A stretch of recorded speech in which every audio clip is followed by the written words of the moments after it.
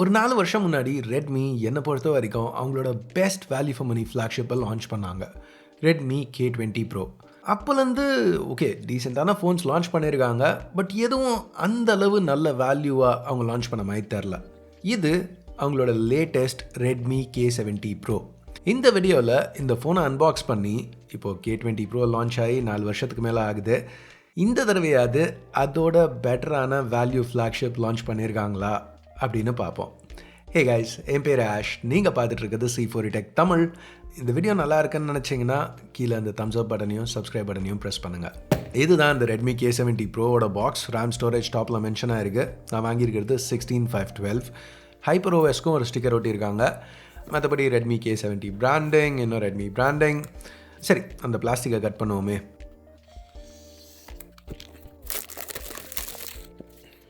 Box open பண்ணோன்னா முதல்ல இந்த சின்ன பிளாக் இன்சர்ட் இருக்குது.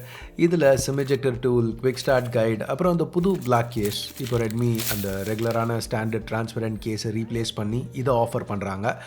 ஓகே, இப்போது ஃபோனுக்கு வருவோம். இதுதான் K70 Pro. நான் இந்த தடவை பிளாக் ஆப்ஷனை சூஸ் பண்ணேன். யூஸ்வலாக நான் பிளாக் அவாய்ட் பண்ணுவேன், ஏன்னா ரொம்ப மியூட்டடாக இருக்கும், கேமராவில் பாப் ஆகாது. ஆனால் இந்த தடவை ரெட்மி கொஞ்சம் இன்ட்ரெஸ்டிங்காக பண்ணியிருக்காங்க. அந்த பில்டை பற்றி வருவோம், டக்குன்னு வருவோம். K70 Pro பூட் ஆகிட்டு இருக்கு. நம்ம அன்பாக்சிங்கை க்ளோஸ் பண்ணுவோம். அடுத்து ஒரு type C cable, type A to type C orange ஆக்சன்ஸோட. ஃபைனலாக 120 வாட் ஹைப்பர் சார்ஜ் அடாப்டர். இந்த சார்ஜரை யூஸ் பண்ணி Xiaomi 14 Pro மாதிரியே இந்த K70 Proவையும் 0 to 100 18 நிமிஷத்தில் சார்ஜ் பண்ணலான்னு சொல்கிறாங்க.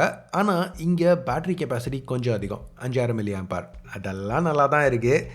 ஆனால் K60 Proவில் உள்ள வயர்லெஸ் சார்ஜிங்கை இங்கே ட்ராப் பண்ணியிருக்காங்க. அதே சமயத்தில் K60 Proவில் பார்த்தீங்கன்னா பிளாஸ்டிக் இருந்துச்சு சைட்ஸில். இங்கே அதுக்கு பதிலாக மெட்டல் கொடுத்துருக்காங்க. பிளேஸ்மெண்ட்ஸ்னு பார்த்தா ரெகுலர் ரெட்மி தான். பவர் அண்ட் வால்யூம் கீஸ் ரைட்டில், செகண்டரி மைக், ஐஆர் பிளாஸ்டர் டாப்பில், லெஃப்ட்டில் வெறும் ஆண்டனா பேண்ட்ஸ் மட்டும்தான். SIM tray, primary mic, speaker, அப்புறம் USB டைப்-C போர்ட் இதெல்லாம் கீழே இருக்கு. இந்த டைப்-C போர்ட் Xiaomi 14 சீரிஸ் மாதிரி கிடையாது. இது இன்னமும் USB 2.0. அது ஒரு நெகட்டிவ். இப்போ இந்த பேக்கை க்ளோஸாக பார்த்தீங்கன்னா 4 சைட்ஸுமே கர்வ் ஆகுது. ரொம்ப டிராஸ்டிக்கான கர்வ்லாம் கிடையாது. பட் கையில் பிடிச்சி யூஸ் பண்ணுறதுக்கு ஒரு சின்ன பாசிட்டிவ் எஃபெக்ட் இருக்குது எர்கனாமிக்ஸ்னு பார்த்தா. இப்போ இந்த கேமரா அரேயும் கர்வ் ஆகுது எட்ஜஸில். பட் இது வெறும் காஸ்மெட்டிக், ஆக்சுவல் யூஸ் எதுவும் இல்லை. இங்கே இந்த கேமரா அரேக்கு ஒரு கிளாஸ் பேனல் யூஸ் பண்ணியிருக்காங்க. ரொம்ப கிளாஸியாக இருக்குது, மெட்டல் சைட்ஸ் மாதிரியே. ஸோ ஃபிங்கர் பிரிண்ட்ஸ் இங்கேயும் ஈஸியாக பிக்கப் ஆகுது. பட் பேக்னு பார்க்கையில் இது டோட்டலாக ஃபிங்கர் பிரிண்ட் ரெசிஸ்டன்ட். ஏன்னா ஃப்ராஸ்டட் கிளாஸ், லைட்டாக ஒரு டெக்ஸ்சர் இருக்குது. எனக்கு இங்கே ரெட்மியோட டிசைன் ரொம்ப பிடிச்சிருந்துச்சு. கொஞ்சம் வித்தியாசமாக பண்ணியிருக்காங்க. இதுக்கு முன்னாடி ஃபோன்ஸில் அந்த ஸ்னோஃப்ளேக் ஃபினிஷ் அந்த மாதிரி கொடுத்துருக்காங்க. இங்கே அப்படியே ராக்ஸ், ஷேடோஸ் கேஸ்ட் பண்ணுற மாதிரி, சொன்ன மாதிரி கொஞ்சம் வித்தியாசமாக பண்ணியிருக்காங்கன்னு சொல்லலாம்.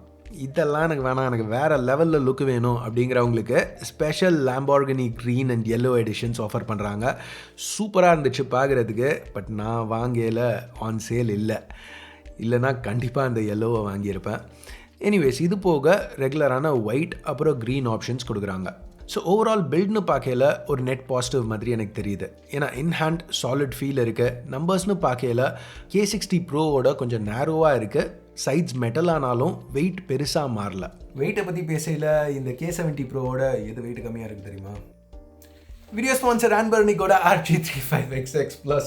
கேவலமான டிரான்சிஷன், பட் ஸ்பான்சர் ஸ்பாட்டுக்கு போவோம். இந்த $58 ரெட்ரோ ஹேண்டல்ட் ரொம்ப பாப்புலரான RG35XX ஒரு அப்கிரேட். ஸோ ரொம்ப காம்பேக்டாக இருக்குது. கிட்டத்தட்ட 12 mm ஹைட், 8 mm வித். கையில் பிடிச்சி யூஸ் பண்ணுறதுக்கும் சரி, பாக்கெட்டில் ஃபிட் பண்ணுறதுக்கும் சரி ரொம்ப ஈஸியாக இருக்குது. ஸோ இதுலேயும் ஒரு 3.5 inch IPS டிஸ்பிளே கொடுத்துருக்காங்க. இன்டர்னல்ஸ் இம்ப்ரூவ் ஆகிருக்கு. பில்ட்-இன் வைஃபை, அதிகமான கெப்பாசிட்டி, 3300 mAh பேட்டரி. ஸோ 7 மணி நேரத்துக்கு மேலே கண்டினியூஸாக கேம் விளையாட முடியும். நீங்கள் பார்த்துட்டு இருக்க இந்த ரெட்ரோ கிரே தவிர ஒரு ஒயிட் அப்புறம் டிரான்ஸ்பரண்ட் பிளாக் ஆப்ஷன்ஸ் ஆஃபர் பண்ணுறாங்க Anbernic. இந்த ஹேண்டில் யூஸ் பண்ணி நிறைய ரெட்ரோ சிஸ்டம்ஸ் எமுலேட் பண்ண முடியும். இந்த 35XX Plus பற்றி இன்னும் தெரிஞ்சுக்கணும்னு நினச்சிங்கன்னா டிஸ்கிரிப்ஷனில் உள்ள லிங்கை செக் பண்ணுங்கள். சரி, இப்போ நம்ம திருப்பி K70 Proக்கு வருவோம். இவ்வளோ நேரம் பேக்கை பற்றி பார்த்தோம். இப்போ அந்த ஃப்ரண்ட்டுக்கு வருவோம். ரெட்மி இங்கேயும் அவங்களோட ஃபேவரட் 6.67 inches ஸ்க்ரீன் யூஸ் பண்ணியிருக்காங்க. பட் நான் ஏற்கனவே சொன்னேன்ல, ஸ்க்ரீன் இன்னும் நேரோவாக இருக்குது. எப்படி? பேனல் இன்னும் ஃப்ளாட் தான். பட் ரெட்மி எப்படி இதை இன்னும் நேரோவாக ஆக்கியிருக்காங்கன்னா பெசல்ஸை கம்மி பண்ணியிருக்காங்க. சைட்ஸ், டாப் கிட்டத்தட்ட அதே திக்னஸ் தான். ஆனால் சின் இன்னும் கொஞ்சம் திக்காக இருக்குது. பட் பார்க்க நல்லா இல்லைன்னுலாம் சொல்ல முடியாது. அவங்க யூஸ் பண்ணியிருக்க டெக்னாலஜின்னு பார்த்தா இது ஒரு Quad HD Plus OLED panel 120 Hz ரெஃப்ரெஷோட ஒரு டொமஸ்டிக் மேனுஃபேக்சரர் கிட்டேருந்து சோர்ஸ் பண்ணியிருக்காங்க. சைனா ஸ்டார் ஷாமி இவங்களோட டிஸ்பிளேஸை இதுக்கு முன்னாடியும் யூஸ் பண்ணியிருக்காங்க. இங்கே நெகட்டிவ்னு பார்த்தா இதில் LTPO கிடையாது, பட் மற்றபடி நல்ல பேனல் மாதிரி தான் தெரியுது. இப்போ வர மார்க்கெட்டிங் வேறு லெவலுக்கு போயிட்டுருக்கு. அவங்க சொல்கிற அந்த 4000 நெட்ஸுங்கிறது ஒரு சின்ன பார்ட்டில் HDRக்கு மட்டும். ஆக்சுவல் யூசேஜ்னு பார்க்கல இந்த பேனல் 500 நெட்ஸ் வரைக்கும் போகும் மேனுவல் மோடில். 700 நெட்ஸ் அந்த சன்லைட் மோட் ஆன் பண்ணிங்கன்னா ஆட்டோ மோடில் கிட்டத்தட்ட 1200 நெட்ஸ் வரைக்கும் போகுது. ஸோ அவுட்டோர் யூஸ்க்கு பிரச்சனை கிடையாது. ஆனால் மார்க்கெட்டிங் வேறு லெவலில் போயிட்டுருக்கு எல்லா பிராண்ட்ஸ் கிட்ட இருந்தோம், ஷாமி மட்டும்னு இல்லை. இது போக 3840 Hz high frequency PWM dimming, 480 Hz touch response, நல்ல பேனல். ஸோ இங்கே தனியாக செகண்டரி ஸ்பீக்கருக்கு கட் அவுட்ஸ் எதுவும் இல்லை, பட் இயர் பீஸ் செகண்ட் ஸ்பீக்கராக டபுள் ஆகுது. அவுட்புட் குவாலிட்டி சூப்பராக இருக்குன்னு சொல்ல மாட்டேன், பட் ஓகே, நீங்களே கேளுங்களேன்.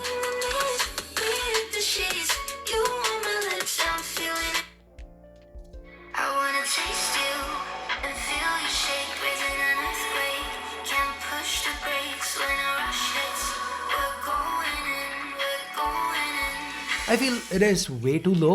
இங்கே எனக்கு பிடிக்காத ஒரு விஷயம் அந்த ஃபிங்கர் பிரிண்ட் ஸ்கேனர் பிளேஸ்மெண்ட் ரொம்ப லோவாக இருக்குது. யூஸ் பண்ண எல்லாம் கொஞ்சம் ஃபோனை கையில் அட்ஜஸ்ட் பண்ண வேண்டி இருந்துச்சு.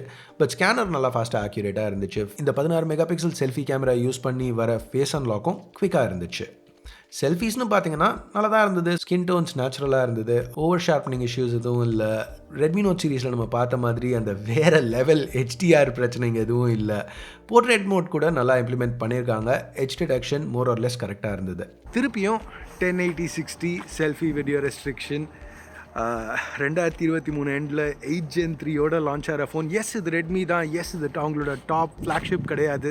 பட் 4K செல்ஃபிங்கிறது எனக்கு அவ்வளோ பெரிய ப்ரீமியம் ஃபீச்சராக தெரில.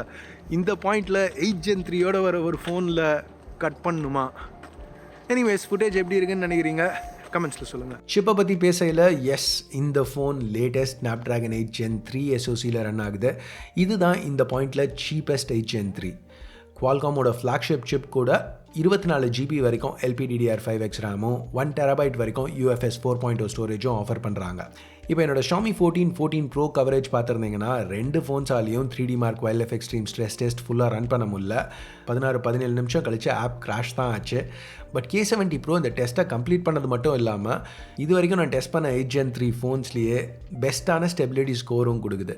கேமிங் ஃபோன் அளவுக்கு இல்லாட்டியும் 20 நிமிஷம் கண்டினியூஸாக இதில் கேம்ஸ் இன்டென்சிவாக விளையாடினீங்கன்னா உங்களுக்கு அட்லீஸ்ட் ஒரு 8 Gen 2 லெவல் பர்ஃபார்மன்ஸ் கிடைக்குது. ஸோ ஓகே, இன் கம்பேரிசன் நல்லாவே பண்ணியிருக்காங்க. நான் ட்ரை பண்ண கேம்ஸ் நல்லா ரன் ஆச்சு. கேம் டூபோ ஆப்ஷன்ஸ் யூஸ் பண்ணி அப்ஸ்கேலிங் அந்த மாதிரிலாம் கொஞ்சம் பண்ண முடியும். அதை நான் இன்னும் டீட்டெயில்டாக டெஸ்ட் பண்ண வேண்டியிருக்கு. சாஃப்ட்வேர்னு பார்த்தா ஷாமி 14 Proவில் பார்த்தா அதே HyperOS Android 14 மேலே பில்ட் பண்ணியிருக்காங்க.